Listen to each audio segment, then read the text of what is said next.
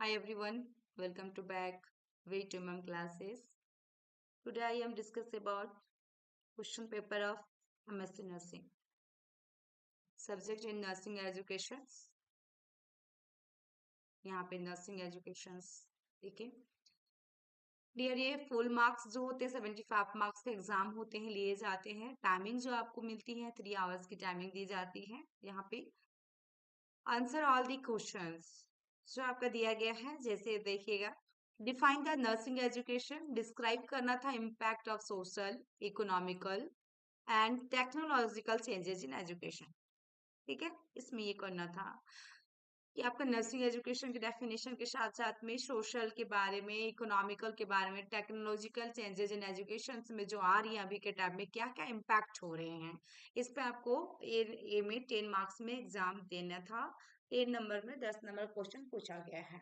Then आपका second में जो बी नंबर में पूछा है डियर कि describe the teaching learning process. ये आपकी teaching learning process every years question पूछे जाते हैं। एवरी ईयर्स एमएससी नर्सिंग में टीचिंग लर्निंग से रिलेटेड चाहे 2 मार्क्स में पूछे 5 मार्क्स में पूछे 10 मार्क्स में पूछे लेकिन पूछेगा ही पूछेगा।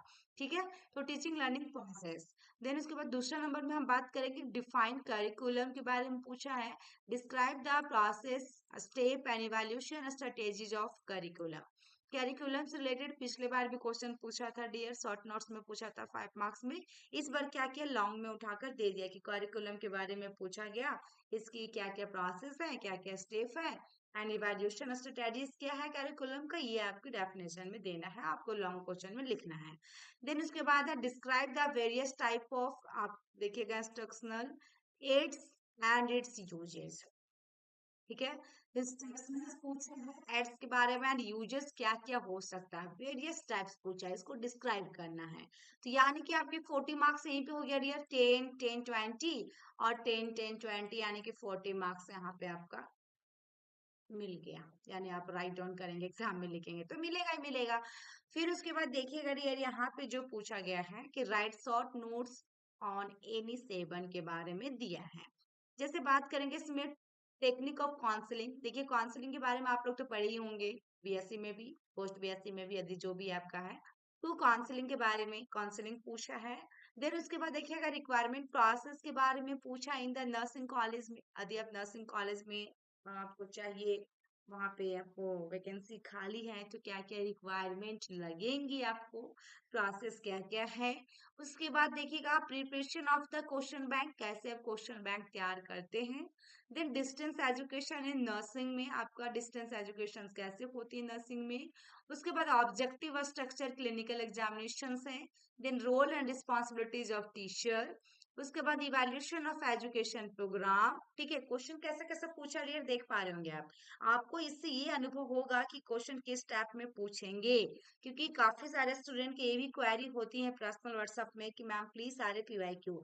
ये आपका रिसेंट का क्वेश्चन था डियर, इसी बार का क्वेश्चन है। बाद बाकी मैं 10 to 12 ईयर्स का क्वेश्चन सारे अपलोड मैं कर दूंगी।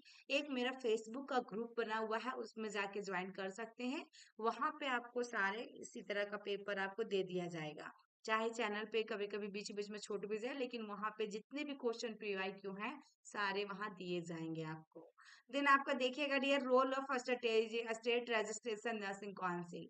पिछले बार जो पूछा था इस बार तो स्टेट नर्सिंग काउंसिल पूछा डियर। जो पिछले बार लास्ट टाइम जो एग्जाम हुआ था उसमें पूछा गया था इंडियन नर्सिंग काउंसिल के बारे में। तो ये थी डियर आज की वीडियो जो नर्सिंग एजुकेशन से रिलेटेड लॉन्ग क्वेश्चन और शॉर्ट क्वेश्चन के बारे में मैंने बताया।